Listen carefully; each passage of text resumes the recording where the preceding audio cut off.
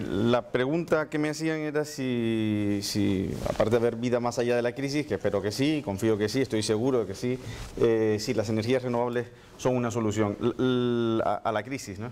Y la pregunta creo que es muy pertinente. Si me permiten, me levanto porque llevo en un atasco como 1 hora y media y estoy ya que no puedo seguir sentado. Entonces, la pregunta yo creo que es muy pertinente porque, entre otras cosas, la Comisión Europea lleva bastante tiempo, del año 97, diciendo que la energía del futuro es la energía renovable. De hecho, hay un libro blanco que se titula así, la energía del futuro, energía para el futuro, y lo que viene a decir ese libro blanco del año 97 es que la energía del futuro tiene que ser de forma importante la energía renovable. De ahí sale después el famoso 20-20-20, que es que en el año 2020 debemos tener un 20% de energía, de electricidad o de energía producida por fuentes renovables, aparte de una reducción del 20% de gases de efecto invernadero y un 20% de ganancia en eficiencia. Esa idea ha sido recogida por numerosos políticos. El caso de Zapatero no es único. Zapatero ha declarado que la inversión en energías verdes crea empleo y es una vía para salir de la crisis, pero no es el único que lo dice. Obama también ha dicho que la energía verde, la inversión pública en energías renovables puede crear millones de puestos de trabajo y industrias totalmente nuevas. Y Durão Barroso, como no, ha comentado también en diversas oportunidades que esto es una gran oportunidad que tenemos que agarrar o que coger, porque puede crear miles de nuevas empresas y millones de puestos de trabajo en Europa, ¿no?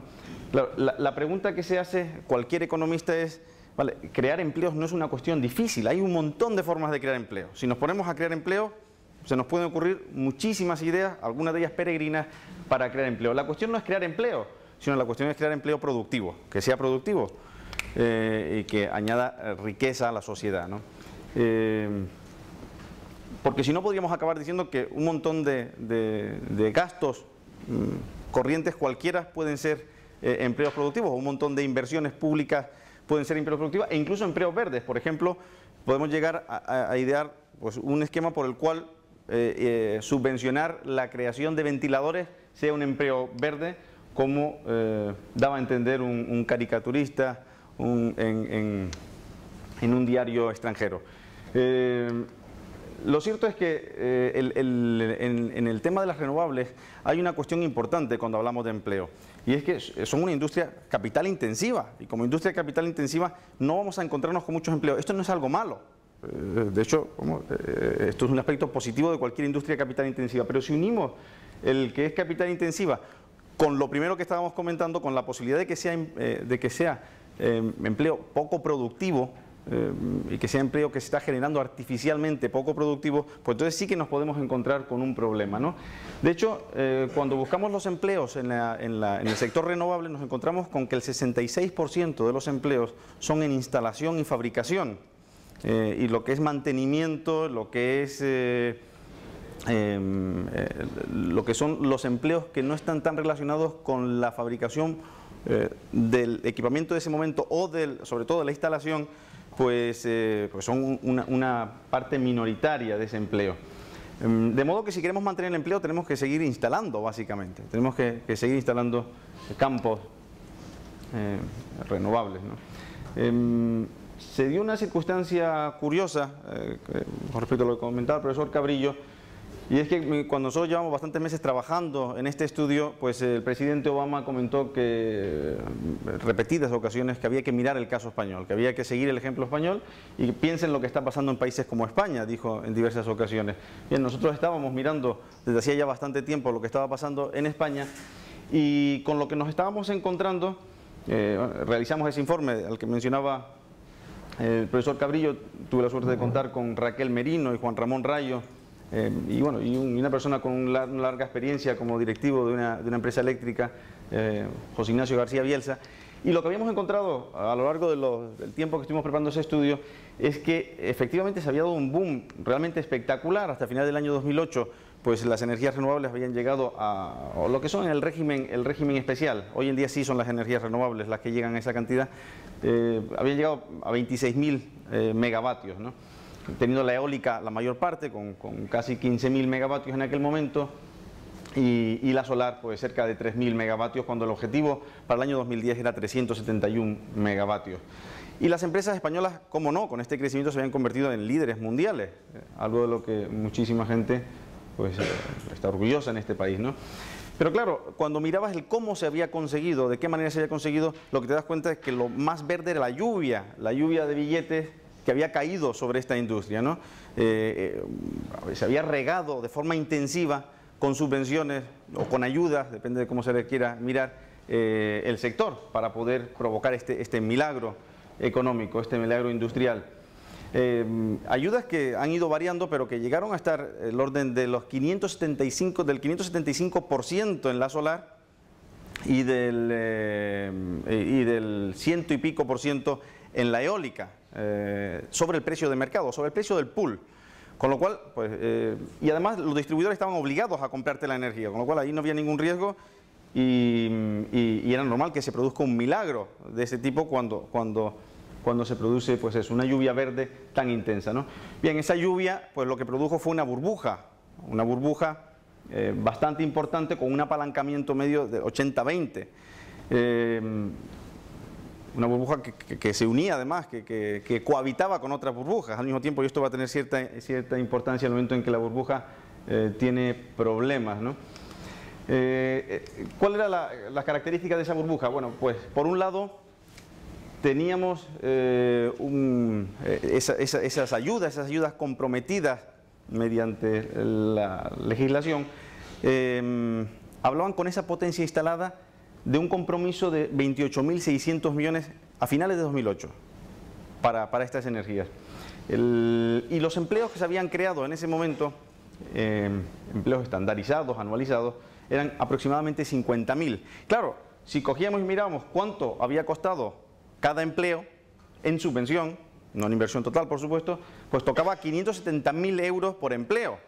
Y 570.000 euros por empleo, si nos vamos a la capitalización media por trabajador en el resto de la economía, toca a que realmente por cada empleo, si estos recursos son recursos escasos que estamos sacando del resto de la sociedad, pues resulta que por cada empleo que estábamos creando, al menos algo más de 2 empleos estábamos dejando de crear en el resto de la sociedad. Luego, en términos económicos, estrictamente económicos, no era tan cierto el hecho de que estuviésemos generando empleo. Puestos de trabajo sí, contratos sí, pero empleo no, más bien estábamos dejando de crear empleo, ¿no? Bien, produjo otro fenómeno interesante que todos conocerán, que es el de las listas de espera. Se formaron largas listas de espera porque ¿quién no? Yo tengo muchísimos amigos, familiares que estuvieron en estas listas de espera, porque ¿quién no quiere estar en una lista de espera como esta cuando resulta que si consigues llegar al final, pues te dan una licencia y con esa licencia recibes de forma garantizada pues un precio que es 6 veces por encima del precio de mercado y además no tienes ninguna duda de que te lo vayan a comprar porque está obligado el distribuidor a comprártelo por ley. Pues bien, lo que ocurrió además en estas listas de espera es que nadie quería estar al final de la lista de espera, todo el mundo quería estar al principio de la lista de espera. Y como pueden imaginar, si resulta que la licencia te la tiene que dar pues, la administración pública y tenemos unas listas tan grandes y depende conseguir todos esos recursos, todos esos millones en subvenciones, de estar en la parte de delante de la cola, pues surgió también corrupción. Y bueno, en diferentes comunidades autónomas tenemos casos abiertos, algunos ya incluso cerrados, relacionados con la corrupción a la hora de conseguir las licencias, pero que esto es algo esperable, no es algo que pasaría en cualquier sector, ¿no? Claro, diversos economistas empezaron a advertir que aquí podía haber un problema, podíamos tener un problema por la manera tan artificial en el que se había generado este mercado y además la manera rápida, ¿no? Y que si era cierto que nos habíamos convertido en líderes mundiales, también era cierto que los problemas podían ser problemas que fuesen un ejemplo mundial, como desgraciadamente está ocurriendo. Los políticos, y cuando digo los políticos no con ánimo de meter a todos en un saco, pero es que resulta que se metieron todos en un saco. Es decir, el Partido Popular fue el que puso en marcha el sistema del déficit tarifario que dio lugar a la burbuja que vamos a ver, y luego el Partido Socialista, cuando llegó, se lo encontró, lo aprovechó y lo llevó a su máxima expresión, ¿no? Llevó la burbuja ahí hasta donde pudo llevarla. Los que pagan, como decía, en realidad, los que pagan estas subvenciones, claro, porque esto es un problema político, claramente. Si yo prometo que doy esos recursos públicos tan grandes, la primera pregunta que me hago como político es ¿quién paga? Y la primera idea que se le puede ocurrir a uno es pues el consumidor. Pero claro, si el consumidor tiene que pagar, la tarifa eléctrica sube de tal manera que posiblemente ocurre un efecto no deseado para el político, y es que no le voten en las siguientes elecciones. Claro, esto no lo quiere ningún político, de ningún partido en general. Con lo cual, la siguiente opción podría ser el contribuyente, se carga los presupuestos generales del Estado, pero tiene un problema similar al anterior, ¿no? Entonces, la solución que se le ocurre a los partidos políticos es que pague el distribuidor, que pague el que va a tener que engancharle. Claro, el comercializador o el distribuidor dice: oye, yo me arruino, a mí si me obligas a comprar a esos precios, hasta un 575 por encima de mercado o de pool, y yo tengo que vender al final con un precio que tiene un techo, que me pones legalmente, yo me hundo, mañana me declaro en quiebra. Y entonces, pues, quienes diseñan la ley dicen: pero no hay que alarmarse, no hay que preocuparse, porque yo te voy a reconocer la diferencia, nosotros vamos a reconocer la diferencia cada 1 de enero, y en 15 años te lo pagamos. Claro, ¿y qué hago yo en 15 años? Nada, lo empaquetas, haces un producto estructurado y se mete en el mercado financiero. Y así más o menos es como se ha ido haciendo. Claro, el déficit tarifario, que empezó en el año 2000 de forma suave, ha ido creciendo, y a finales del año 2008 lo que teníamos era 15.700 millones en déficit tarifario. Y de ese déficit tarifario no todo es renovables, pero 2/3 del año 2008 eran primas a las energías renovables, ¿no? En el año 2008 las ayudas a las renovables ascendieron a 3.500 millones y ha seguido creciendo. Claro, el problema en parte también está en lo que comentaba al principio. El político puede decir: yo sé manejar la burbuja. O los técnicos que asesoran al político pueden decir: nosotros tenemos herramientas para manejar la burbuja. El problema en parte está en lo que comentaba antes. Si realmente el objetivo es que esto sea una medida para salir de la crisis, crear empleos y sacarnos de la crisis como se dijo o como se vendió, para mantener empleos hay que seguir metiendo aire en la burbuja. Y meter aire en la burbuja significa meter más recursos, más dinero, más recursos financieros de toda la sociedad en esa burbuja. Porque para mantener los empleos lo que hay que hacer es mantener a la mayor parte de esa gente que lo que hace es instalar. Y si lo que hacemos es instalar y la subvención es, una vez instalado, la subvención se da a lo que se produce con esa instalación, lógicamente esto es una burbuja que es difícil de parar, ¿no? Y que, bueno, el límite que tiene está más bien cercano al infinito si los recursos financieros fuesen infinitos. Si no, pues acabará antes o después. Y esto es algo que los políticos realmente tardaron en darse cuenta del problema. Y si no tardaron en darse cuenta, tardaron en hacer notar que se estaban dando cuenta del problema, ¿no? Un problema que creo que en general a todos los estudiosos que se acercaron al asunto parecía bastante obvio. Nosotros cuando hicimos el estudio nos decían que el problema que tenía el estudio, el problema principal, aparte de alguna discusión puntual sobre metodología, era que no mirábamos al futuro, ¿no? Es curioso porque esta ha sido la crítica que se ha hecho a estudios similares que se hicieron desde los años 70. Recuerdo, encontré por casualidad una portada del New York Times en el que Jimmy Carter en los años 70 acusaba a los economistas de decir: es que ustedes no están mirando al futuro, en el año 2000 las renovables harán, la solar, decía, producirán la mayor parte de la energía en los países desarrollados. Y nos acusaban de eso, de no mirar al futuro, ¿no? Bien, el estudio se produjo ya hace año y pico y en parte ya estamos en el futuro, ¿no? Ya hemos llegado al futuro y podemos mirar lo que ha ocurrido en ese futuro. No es que sea demasiado largo, pero lo que sí podemos ver en ese futuro de año y pico es que durante ese año y pico que ha transcurrido, han ocurrido cosas realmente interesantes y desafortunadas. Y es que el problema se ha ido incrementando, la burbuja ha ido creciendo. Y el déficit tarifario, que estaba en 3.000 y pico millones, como les contaba antes, ha llegado a más de 6.000 millones en el año pasado. Es decir, ahora veremos un gráfico, ha seguido creciendo de forma prácticamente exponencial.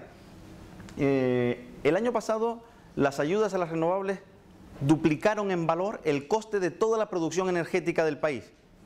Es decir, el valor de las ayudas del año pasado era el doble de lo que costó producir toda la energía, toda la electricidad en España.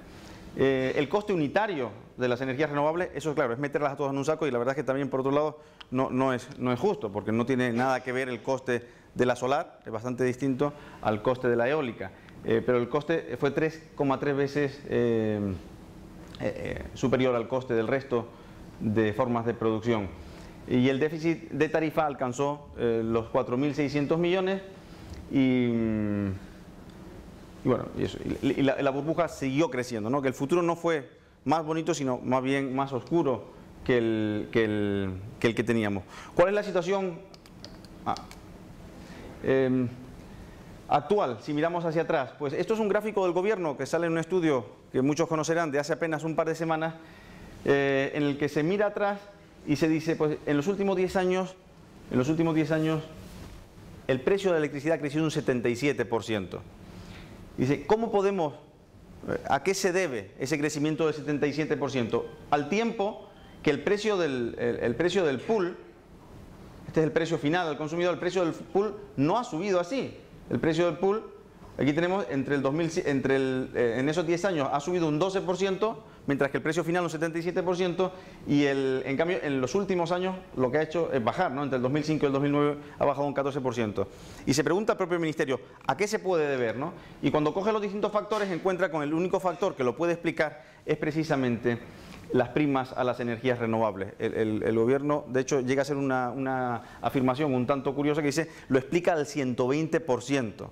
Explica al 120% ese desajuste, ese diferencial que veíamos antes, porque los demás factores, dice, se contrarrestan.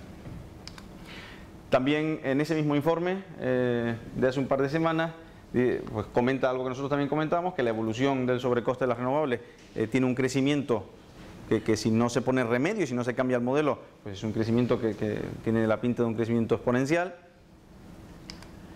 Por la propia estructura del mercado. Estas son las primas que veíamos que había comentado ya antes, que eran 3.300 millones en el 2008. Aquí pone 3.000, esto está mal porque fue un gráfico que salió en septiembre del año pasado.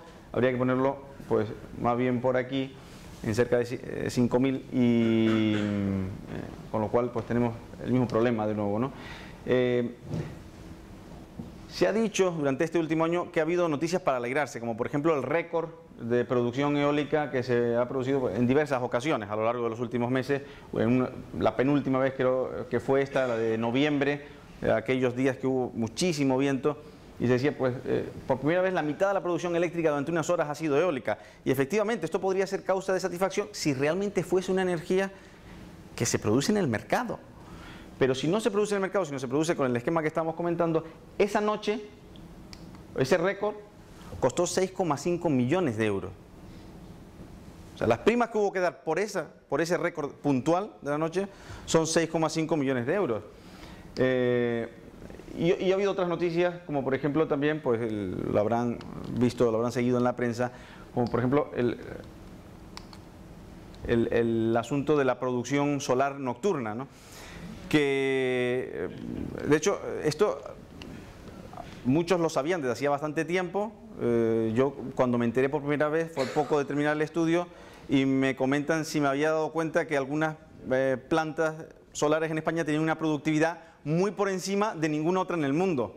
Cuando me dijeron eso, ya enseguida uno dice, ¿y dónde está la trampa, no? ¿Dónde está la trampa? Y claro, pues parece ser que algunos, por supuesto esto no hay que generalizarlo, algunos conectaban generadores de gasolina o de gasóleo junto a su planta, ¿no? Si tenían esa prima, pues normal. Dicen que la picaresca española es lo que produce este tipo de cosas, ¿no?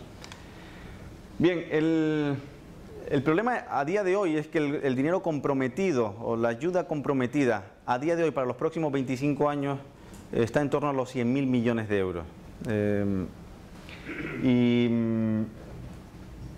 El gobierno habla de 126.000 millones, pero es un poco exagerado lo que está planteando el gobierno, porque el gobierno está metiendo ahí cuestiones en el mismo saco que no son puramente de las renovables. Pero sí es posible que se acerque a los 80.000 millones, 90.000 millones en este momento. Estamos viendo que es un compromiso para una tecnología ya instalada, además, que no es la tecnología del futuro de la que nos están hablando que va a ser tan fantástica, porque si hubiesen dado la subvención, a lo mejor a investigación en algún lugar concreto, pues a lo mejor con ese dinero se está creando una tecnología nueva, pero estos son compromisos con tecnologías ya instaladas en campos ya existentes, ¿no? Miguel Sebastián se ha dado cuenta clarísimamente del problema, de forma clara, y yo creo que al menos hace aproximadamente un año lo vio con cierta claridad, y de hecho el Real Decreto que sale a finales de abril, el último día de abril, si no recuerdo mal, del año pasado, claramente apuntaba a que el Ministerio era consciente de esta burbuja y de este sistema, vamos a llamarle piramidal, por decirlo de alguna forma, y que de alguna forma había que pincharlo, que de alguna forma había que desinflarlo.